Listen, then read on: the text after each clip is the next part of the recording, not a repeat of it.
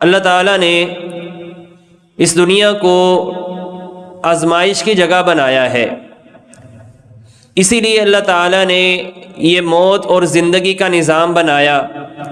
اللہ تعالیٰ نے اپنے نبیوں کو بھیجا، کتابوں کو نازل کیا، تاکہ وہ نبی بندوں کو اللہ کی ان چیزوں کے متعلق آگاہ کریں کہ جو اللہ نے بندوں کے لیے حرام قرار دی ہیں، اور ان کاموں سے بھی آگاہ کریں کہ جو اللہ تعالیٰ کو پسند ہے۔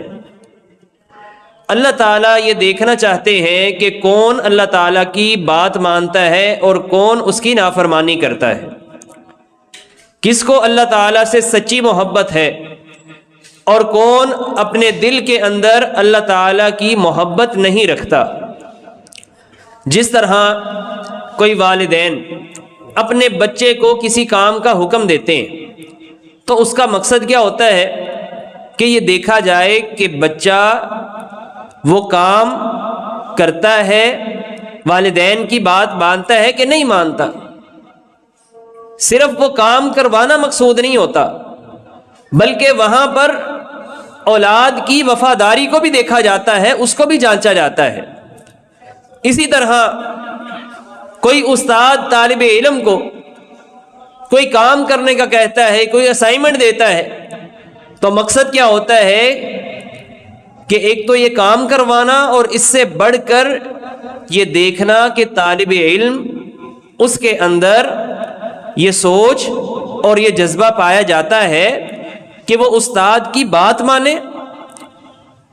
اللہ رب العالمین جو ہمارا خالق ہے وہ بھی یہ دیکھتے ہیں کہ بندے کس قدر اللہ تعالیٰ کی فرما برداری کرتے ہیں، بندوں کو کتنی اللہ تعالیٰ کے ساتھ محبت ہے۔ اور بہت سی ایسی چیزیں جو انسان کو بسا اوقات بڑی محبوب ہوتی ہیں، لیکن اللہ رب العالمین نے ان سے روک دیا ہوتا ہے، اور بعض چیزیں انسان کو ناگوار ہوتی ہیں لیکن اللہ تعالیٰ نے ان کو کرنے کا حکم دیا ہوتا ہے۔ تو اس لیے اللہ تعالیٰ نے اپنے پیغمبر کے ذریعے جو احکامات ہم تک پہنچائے ہیں، بحیثیت مسلم ہماری یہ ذمہ داری ہے کہ ہم ان کو من وعن تسلیم کریں، اور ان کے آگے اپنی طرف سے کوئی بات اور کوئی اس کے اوپر اعتراض کرنا تو دور کی بات ہے، ہم اپنے دل کے اندر ان احکامات کے بارے میں ذرہ بھر بھی کوئی کجی نہ رکھیں۔ سورۃ الاحزاب میں اللہ تعالیٰ نے اس بات کا ذکر فرمایا ہے کہ وما کان لمؤمن ولا مؤمنۃ، کسی مومن مرد کو اور کسی مومنہ عورت کو کہ جب اللہ تعالیٰ اور اس کے رسول کسی معاملے کے اندر فیصلہ کر دیں تو ان یکون لہم الخیرۃ من امرہم، اب وہ مومن مرد کے پاس اور مومنہ عورت کے پاس اپنا اختیار باقی نہیں رہتا کہ وہ کہیں اچھا جی میرا دل نہیں مانتا، میں اس پر عمل نہیں کر سکتا یا عمل نہیں کر سکتی، نہیں، بلکہ مسلمانوں کا طرز عمل کیا ہوتا ہے کہ جب وہ اللہ اور اس کے رسول کی کوئی بات سنتے ہیں، سورۃ النور میں اللہ تعالیٰ نے فرمایا کہ انما کان قول المؤمنین اذا دعوا الی اللہ ورسولہ لیحکم بینہم، جب مومن اللہ اور اس کے رسول کی کوئی بات سنتے ہیں نا، جب ان کو اللہ اور اس کے رسول کی طرف بلایا جاتا ہے نا، تو پھر ان کی زبان سے بس یہی نکلتا ہے ان یقولوا سمعنا واطعنا، کہ ہم نے سن لیا اور ہم نے بات مان لی۔ یہ ہے ایک پہلا سٹیپ ایک مسلمان کے لیے کہ جب اللہ اور اس کے رسول کی کوئی بات اس کے کانوں میں پڑے تو وہ بغیر کسی چوں چرا کے اس کو تسلیم کر لے، اس کے سامنے جھک جائے۔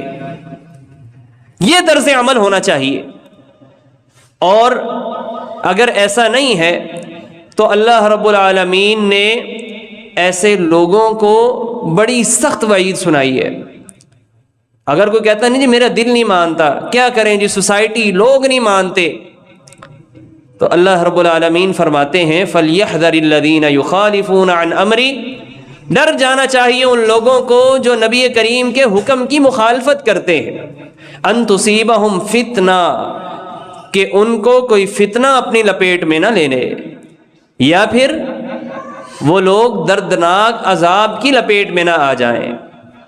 آج ہم میں سے ہر ایک کی زندگی کو اٹھا لیجئے، فتنے آزمائشوں کا شکار، اس کی ایک بڑی وجہ اپنی زندگیوں میں سے اللہ اور اس کے رسول کے احکامات کو نکال دینا ہے۔ اور آج یہی طرز عمل پورے معاشرے کا بنتا جا رہا ہے۔ ہم دیکھیں کہ وہ معاشرہ جس کو نبی صلی اللہ علیہ وسلم نے تشکیل دیا، کیا اس کا بھی یہ طرز عمل تھا؟ کیا آپ کے ساتھ چلنے والے، آپ کا کلمہ پڑھنے والے، کیا وہ لوگ بھی اسی طرح زندگی گزارتے تھے جس طرح آج ہم گزار رہے ہیں؟ آج کسی کو یہ بتا دیا جائے کہ بھائی آپ کا یہ سورس آف انکم یہ حرام ہے، شریعت کے اصولوں کے مطابق نہیں ہے، تو وہ کہے گا جی کیا فرق پڑتا ہے، اس کے بغیر اب گزارا بھی تو نہیں نہ ہوتا۔ صحابہ کرام کے لیے یہ چیز کس قدر اہمیت رکھتی تھی۔ نبی صلی اللہ علیہ وسلم نے ایک موقع پر اپنے ایک صحابی عبداللہ بن رواحہ رضی اللہ عنہ، ان کو ایک لشکر کے ساتھ روانہ ہونے کا حکم دیا۔ وہ لشکر جنگ کے لیے جا رہا تھا، تو آپ نے حکم دیا کہ تم نے اس کے ساتھ جانا ہے۔ جامع ترمذی کی یہ روایت ہے، حضرت عبداللہ بن رواحہ رضی اللہ تعالی عنہ نے یہ سوچا کہ آج جمعے کا دن ہے، نبی کریم حکم دے رہے ہیں کہ لشکر کے ساتھ چلا جاؤں، تو میرا جو جمعہ ہے وہ تو سفر میں ہی گزر جائے گا، لہٰذا میں تھوڑا انتظار کر لیتا ہوں، لشکر کو جانے دیتا ہوں، اور میں نبی کریم صلی اللہ علیہ وسلم کے پیچھے جمعہ پڑھ لوں گا، اور اس کے بعد جو ہے میں لشکر میں شامل ہو جاؤں گا۔ آپ صلی اللہ علیہ وسلم نے جمعہ پڑھایا، اور جمعے کے بعد جب آپ نے دیکھا کہ عبداللہ بن رواحہ جن کو میں نے حکم دیا تھا کہ تم نے اس لشکر کے ساتھ جانا ہے، وہ تو یہیں پر موجود ہے، تو آپ نے ان سے وجہ دریافت کی، تو انہوں نے بتایا کہ میری سوچ یہ تھی کہ میں آپ کے پیچھے جمعہ پڑھ کے چلا جاؤں گا اور لشکر کے ساتھ بعد میں شامل ہو جاؤں گا۔ تو آپ صلی اللہ علیہ وسلم نے جو الفاظ ارشاد فرمائے وہ میرے اور آپ کے لیے قابل غور ہیں۔ آپ نے فرمایا کہ اگر تم جو کچھ زمین میں ہے وہ خرچ کر دو تو تب بھی تم ان کے اجر و ثواب کو نہیں پہنچ سکتے کہ جو صبح کے وقت روانہ ہو گئے تھے۔ کیوں نہیں پہنچ سکتے؟ حالانکہ مسجد نبوی میں ایک نماز پڑھنے کا ثواب عام مسجدوں کے مقابلے میں کس قدر زیادہ ہے، اور پھر نبی کریم صلی اللہ علیہ وسلم کے پیچھے جمعے کی ادائیگی، اس سے بڑھ کر فضیلت کیا ہوگی؟ لیکن وہاں پر آپ نے اپنے اس حکم کو اہمیت دی کہ میں نے تمہیں یہ حکم دیا تھا، تم نے یہ کرنا ہے، لیکن تم اس سے پیچھے رہے، لہٰذا جنہوں نے اس پر پہلے وقت میں عمل کر لیا تم ان کے اجر و ثواب کو نہیں پہنچ سکتے۔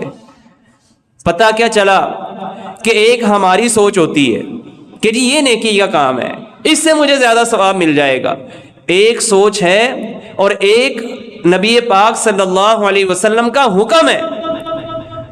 تو ہر کام وہ فضیلت والا ہے کہ جو نبی کریم صلی اللہ علیہ وسلم نے بتایا، ہر وہ کام نیکی والا ہے جو آپ نے بتایا۔ جو ہم نے خود اختیار کر لیا چلو جی یہ بھی نیکی کا کام ہے، اس میں بھی کیا حرج ہے، تو جناب وہ نیکی نہیں رہتی۔ اور صحابہ کرام کے لیے بعض اوقات نبی کریم کا فرمانا نہیں، صرف نبی کریم کا کوئی کام کرنا ہی کافی ہوا کرتا تھا۔ جیسا کہ سنن ابی داود میں یہ روایت موجود ہے کہ نبی صلی اللہ علیہ وسلم ایک مرتبہ جوتوں میں ہی نماز پڑھا رہے تھے، جوتے پہن کر، اور صحابہ کرام بھی پیچھے جوتے پہن کر نماز پڑھ رہے تھے۔ اس وقت چونکہ مسجدیں وغیرہ کچی ہوا کرتی تھیں تو یہ ممکن تھا، لیکن آج کے دور میں جو صورتحال ہے ہمارے ہاں پکے فرش والی، اس میں یہ صورتحال ممکن نہیں ہے۔ تو نبی کریم صلی اللہ علیہ وسلم نے دوران نماز ہی اپنے جوتے کو اتار کر بائیں طرف رکھ دیا۔ صحابہ کرام نے یہ منظر دیکھا تو انہوں نے بھی نماز کی حالت میں ہی اپنے جوتے کو اتار دیا۔ نبی کریم صلی اللہ علیہ وسلم نے پھر ان سے پوچھا بعد میں کہ تم نے جوتوں کو کیوں اتار دیا؟ تو کہنے لگے کہ جی آپ نے اتارا تو ہم نے بھی اتار دیا۔ آپ نے فرمایا کہ اصل میں ان جبریل اتانی فاخبرنی ان فیہا قدرا، میرے پاس حضرت جبریل آئے تھے اور انہوں نے آ کر مجھے بتایا کہ آپ کے جوتے میں کوئی گندگی لگی ہوئی ہے، تو اس وجہ سے میں نے اس کو اتار دیا۔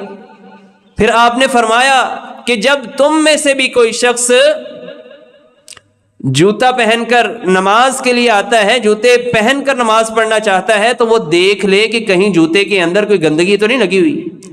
اگر گندگی لگی ہوئی ہے تو پہلے اپنے جوتے کو صاف کرے اور پھر وہ اس میں نماز پڑھ سکتا ہے۔ تو یہ جو آپ نے اجازت دی ہے یہ اس صورت میں ہے کہ جوتے کے اوپر کوئی گندگی، کوئی غلاظت وغیرہ نہ ہو۔ لیکن یہاں پر ہمارے لیے سبق یہ ہے کہ صحابہ کرام نے جیسے نبی کریم کو کرتے دیکھا ویسے ہی انہوں نے کرنا شروع کر دیا۔ تو بہرحال ایک سوچ یہ ہماری ہونی چاہیے۔ اور دیگر معاملات کے اندر ایک مرتبہ نبی کریم صلی اللہ علیہ وسلم نے سونے کی انگوٹھی بنوائی اور پہنی۔ صحابہ کرام نے انہوں نے دیکھا تو انہوں نے بھی سونے کی انگوٹھیاں بنوا لی، انہوں نے بھی پہننا شروع کر دیں۔ تو نبی کریم صلی اللہ علیہ وسلم نے پھر جب سونا حرام ہو گیا تو آپ نے فرمایا کہ میں نے سونے کی انگوٹھی پہنی ہے، لیکن پھر آپ نے اس کو اتار کیا، پھینک دیا اور فرمایا کہ اب میں اسے کبھی نہیں پہنوں گا۔ تو صحابہ کرام نے بھی وہ جو انگوٹھیاں تھیں سونے کی ان کو اتار کر پھینک دیا۔ مصور کھینچ وہ نقشہ جس میں یہ صفائی ہو، ادھر فرمانے محمد ہو، ادھر گردن جھکائی ہو صلی اللہ علیہ وسلم۔ تو یہ طرز عمل ہونا چاہیے۔ اسی طریقے سے آپ نے ایک مرتبہ ایک شخص کو دیکھا کہ جس نے اپنے ہاتھ میں سونے کی انگوٹھی پہن رکھی ہے، تو آپ نے فرمایا کہ یعمد احدکم علی جمرۃ من نار، تم میں سے کوئی شخص جہنم کے انگارے کا قصد کرتا ہے اور پھر وہ اس کو اپنے ہاتھ میں پہن لیتا ہے۔ سونا اللہ تعالیٰ نے اب مردوں کے لیے حرام قرار دے دیا ہے، تو آپ نے اس شخص کے ہاتھ سے اس انگوٹھی کو اتارا اور اس کو پھینک دیا، اور آپ نے یہ فرمایا کہ تم میں سے کوئی جہنم کے آگ کا انگارے کا قصد کرتا ہے اور پھر وہ اس کو اپنے ہاتھ میں پہن لیتا ہے۔ تو آپ نے جب اس کو پھینک دیا، آپ چلے گئے، وہاں سے تشریف لے گئے، تو لوگوں نے اس شخص سے کہا کہ اس انگوٹھی کو تم اٹھا لو، اس کو آپ نے پہننے سے منع کیا ہے، تم اس سے کوئی نفع اور فائدہ حاصل کر لو۔ تو وہ شخص کہنے لگا، اس کا جذبہ اطاعت دیکھیے، اس کا جذبہ محبت دیکھیے، وہ کہنے لگا واللہ لا آخذہ ابدا وقد طرحہ رسول اللہ صلی اللہ علیہ وسلم، اللہ کی قسم اٹھا کر کہتا ہے، اللہ کی قسم میں اس کو کبھی نہیں اٹھاؤں گا کہ جس چیز کو میرے پیغمبر نے پھینک دیا، میری ایمان یہ گوارا نہیں کرتا کہ میں اس کو اٹھا لوں۔ حالانکہ ہو سکتا تھا نا۔ آج ہم ذرا اپنا طرز عمل دیکھیں، ہمارے ہاں تو شادیوں کے اوپر، فنکشن کے اوپر ایک دوسرے کو جہنم کے انگارے دینے کا فیشن بن چکا ہے۔ کیوں جی؟ آج کل یہ شادیوں کا سیزن ہے نا، آپ دیکھیں کہ لڑکے کو، مردوں کو گفٹ کے طور پر کیا دیا جا رہا ہے؟ سونے کی چین، سونے کی انگوٹھی۔ اللہ کے بندو، تم مسلمان ہو، یہ آئین مسلمانی ہے، یہ طرز مسلمانی ہے، ذرا بتاؤ تو صحیح۔ اگر یہودی کسی اللہ کی حرام کردہ چیز کو حلال قرار دے دیں تو وہ غضب کا شکار ٹھہرائے جائیں، اور یہی کام اگر مسلمان کرے تو وہ اپنے آپ کو اللہ اور اس کے رسول کے ساتھ سچی محبت کرنے والا سمجھے؟ آج ہمیں غور کرنے کی ضرورت ہے، آج معاشرہ کس ڈگر پر چل رہا ہے۔ تو یہ صحابہ کرام کا طرز عمل کہ فوراً ایک حکم سنا اور اس پر ویسے ہی عمل کرنے کی کوشش کی۔ حضرت عبداللہ بن عمر رضی اللہ تعالی عنہ، ان کا یہ واقعہ ملتا ہے، تابعی ہے، امام نافع رحمہ اللہ وہ بیان کرتے ہیں کہ میں ایک مرتبہ سیدنا عبداللہ بن عمر رضی اللہ تعالی عنہما کے ساتھ تھا سفر میں، تو رستے سے گزرنے لگے تو وہ ایک رستے سے ہٹ کر چلنا شروع ہو گئے اور اپنے کانوں کے اندر انگلیاں ڈال لیں۔ کیونکہ وہاں سے بانسری کی آواز آ رہی تھی۔ تو حضرت عبداللہ بن عمر نے یہ کام کیا، تو جیسے کچھ چل کر آگے گئے تو اپنے ساتھ والے سے کہنے لگے کہ کیا اب وہی آواز آ رہی ہے؟ تو انہوں نے کہا جی نہیں آ رہی۔ تو پھر انہوں نے اپنی انگلیوں کو نکال لیا اپنے کانوں سے، اور کیا فرمایا؟ انہوں نے کہا کہ میں ایک مرتبہ نبی کریم صلی اللہ علیہ وسلم کے ساتھ جا رہا تھا، تو اسی طرح مزمار بانسری کی آواز آئی تو آپ نے بھی اپنے کانوں میں اسی طرح انگلیاں ڈال لی تھیں۔ لیکن آج ہمیں تو یہ موسیقی کی آواز اور یہ ساز کی آواز بڑی پسند ہے۔ ہماری محفلیں، ہمارے پروگرامز، ہمارے فنکشنز اس کے بغیر نہیں ہوتے۔ کیا کریں جی، آخر لوگوں کو بھی دیکھ رہے ہیں نا، آخر اپنی ناک بھی تو رکھنی ہے نا، اس کے بغیر تو کام نہیں چلتا۔ تو محترم بھائیوں، ایک عمل ہے، طرز عمل ہے صحابہ کرام کا، اور ایک طرز عمل ہے ہمارا۔ صحابہ کرام نبی کریم صلی اللہ علیہ وسلم کے ساتھ اگر سچی محبت کرتے ہیں تو پھر وہ آپ کے ایک ایک عمل کو اپنے دل و جان سے قبول کرنے والے ہیں، اور ہم نبی کریم کے طرز عمل کو محض اس وجہ سے چھوڑ دیتے ہیں کہ آخر یہ سنت ہی ہے نا، یہ کون سا فرض ہے؟ نا محترم بھائیو، ان المحب لمن يحب مطیع، جب کوئی محبت کرنے والا محبوب کی کسی ادا کو دیکھتا ہے نا، تو وہ یہ نہیں دیکھتا کہ یہ کرنا ضروری ہے کہ نہیں، وہ دیکھتا ہے کہ محبوب نے کیا ہے تو میں نے بھی کرنا ہے۔ سنیے، حضرت عمر رضی اللہ تعالی عنہ، یہ روایت صحیحین میں موجود ہے، انہوں نے ایک مرتبہ ارشاد فرمایا طواف کرتے ہوئے کہ اب طواف کے دوران رمل کرنے کی بھلا کیا ضرورت ہے؟ نبی کریم صلی اللہ علیہ وسلم کے دور میں ہم رمل کیا کرتے تھے۔ رمل کیا ہے؟ طواف کے دوران جو پہلے 3 چکر ہیں اس میں پہلوانی چال چلنا، تیز تیز قدم اٹھا کر چلنا، اپنے کندھوں کو حرکت دینا، یہ ہے پہلوانی چال۔ اور نبی کریم صلی اللہ علیہ وسلم نے یہ رمل کیا اس موقع پر کہ جب مشرکین مکہ بھی وہاں پر موجود تھے مکہ میں، اور آپ نے کافروں کو دکھانے کے لیے کہ کہیں یہ نہ سمجھیں کہ یہ سفر کر کے آئے ہیں تو تھک گئے ہیں، وہاں پر آپ نے رمل کی چال چلی۔ تو حضرت عمر رضی اللہ تعالی عنہ نے اپنے دور خلافت میں کہا کہ اب بھلا رمل کی کیا ضرورت ہے؟ اب تو اللہ تعالیٰ نے مشرکوں کو ہلاک کر دیا ہے، اب اس کی کیا ضرورت ہے؟ پھر وہ خود ہی کہنے لگے شیء صنعہ النبی صلی اللہ علیہ وسلم فلا نحب ان نترکا، لیکن یہ تو وہ چیز ہے کہ جو ہمارے نبی صلی اللہ علیہ وسلم کیا کرتے تھے، اور ہم پسند نہیں کرتے کہ ہم آپ کے اس طرز عمل کو چھوڑ دیں۔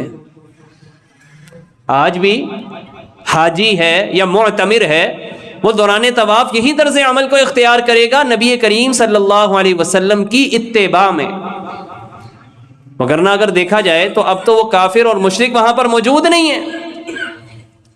تو یہ طرز عمل ہونا چاہیے محترم بھائیوں۔ اگر ہم نبی کریم کا کوئی فرمان سنتے ہیں تو فوراً، حتیٰ کہ صحابہ کرام نے اس بات کی بھی پرواہ نہیں کی کہ اس میں ہماری جان کا نقصان ہے یا ہمارے مال کا نقصان ہے۔ ایک صحابی نبی کریم صلی اللہ علیہ وسلم خطبہ دے رہے ہیں، صحابہ کرام کھڑے ہوئے ہیں، آپ نے ارشاد فرمایا لوگوں کو کہ بیٹھ جاؤ۔ اب ایک صحابی مسجد کے دروازے سے داخل ہو رہے تھے، عبداللہ بن مسعود رضی اللہ عنہ، تو روایت میں آتا ہے فجلس علی باب المسجد، وہ مسجد کے دروازے پر ہی بیٹھ گئے۔ تو نبی کریم صلی اللہ علیہ وسلم کو کہنا پڑا کہ عبداللہ آپ آگے آ جاؤ، اندر آ کر بیٹھ جاؤ۔ اور جان کی اگر ہم بات کریں تو غزوہ احد کا موقع ہے، نبی کریم صلی اللہ علیہ وسلم جنگ میں ہیں۔ ایک شخص کہتا ہے کہ جو کھجوریں کھا رہا تھا، وہ کہتا ہے اللہ کے پیغمبر اگر میں شہید کر دیا جاؤں، میں قتل کر دیا جاؤں تو میں کہاں جاؤں گا؟ آپ نے فرمایا تم جنت میں جاؤ گے۔ فَأَلْقَى تَمَرَاتٍ فِي يَدِهِ، روایت میں آتا ہے اس نے فوراً جو اس کے ہاتھ میں کھجوریں تھی ان کو پھینکا اور میدان جہاد میں گیا اور لڑتا ہوا شہید ہو گیا۔ یہ حدیث آج ہمارے حکمرانوں کے لیے اور ہماری عوام کی آنکھوں کو کھول دینے کے لیے کافی ہونی چاہیے۔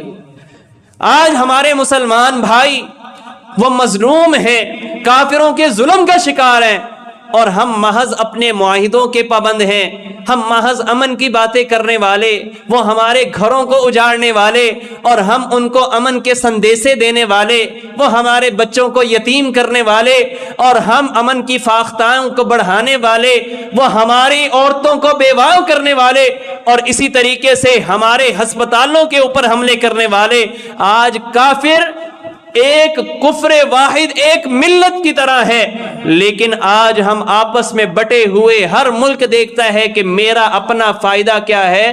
محترم بھائیوں، آج ضرورت اس امر کی ہے کہ اپنے ان ملکوں کی حیثیت سے خود کو نہ دیکھا جائے، بلکہ ایک مسلمان کی حیثیت سے خود کو دیکھا جائے کہ جو نہ صرف مسلمان پر بلکہ کسی بھی انسان پر، چاہے وہ کسی بھی مذہب سے تعلق رکھتا ہے، اس پر ہونے والے ظلم کو گوارا نہیں کر سکتا، چاہے جائے کہ اس کے ہم مذہبوں کو بھی اس طریقے سے ظلم اور تشدد کا نشانہ بنایا جائے۔ محترم بھائیوں، آج ان جذبوں کو زندہ کرنے کی ضرورت ہے۔ آج ہمارے حکمرانوں کو یہ ہوش کے ناخن لینے کی ضرورت ہے کہ جس طریقے سے نبی کریم صلی اللہ علیہ وسلم کی ایک ایک حکم پر صحابہ کرام یہ بھی نہیں ہے کہ کچھ دیر سے عمل کر لیں، فوراً اس کے اوپر عمل کرنے کے لیے تیار ہوتے۔ آج کیا میں اپنے آپ کا جائزہ لوں کہ کیا میں خود کو مسلمان کہتا ہوں، محمدی کہتا ہوں؟ کیا میں نبی کریم صلی اللہ علیہ وسلم کے حکم کے اوپر فوراً عمل کرنے کے لیے تیار ہوں؟ میں ذرا اپنے چہرے سے شروع کروں، اپنے لباس کو دیکھوں، میں اپنی چال ڈھال کو دیکھوں، میں اپنے گھر کو، اپنے کاروبار، اپنی دکان کو دیکھوں، ذرا ان طرز عمل ایک سٹیپ تو لوں نا میں، کہ ہاں جی اب میں نے شروع کرنا ہے، میں نے یہاں سے شروع کرنا ہے۔ تو محترم بھائیو، یقین جانیے اللہ رب العالمین یہ جو دنیا کے مسائل ہیں ان کو حل کر دیں گے، جس طرح نبی صلی اللہ علیہ وسلم نے وہ 10 سالہ مدنی دور کے اندر جزیرۃ العرب میں جس طرح اسلام کا پھریرا لہرایا، اسی طریقے سے آج ہم بھی دنیا کے اندر دوبارہ سے اسلام اور مسلمانوں کا عروج دیکھ سکتے ہیں۔ اللہ رب العالمین ہمیں نبی پاک صلی اللہ علیہ وسلم کے ساتھ سچی اور کھری محبت کرنے کی توفیق عطا فرمائے، ایسی محبت کہ جس کے نتیجے میں ہماری زندگیاں بھی آپ کے نقش قدم کے مطابق چلنے والی ہوں۔ آخر دعوانا ان الحمدللہ رب العالمین۔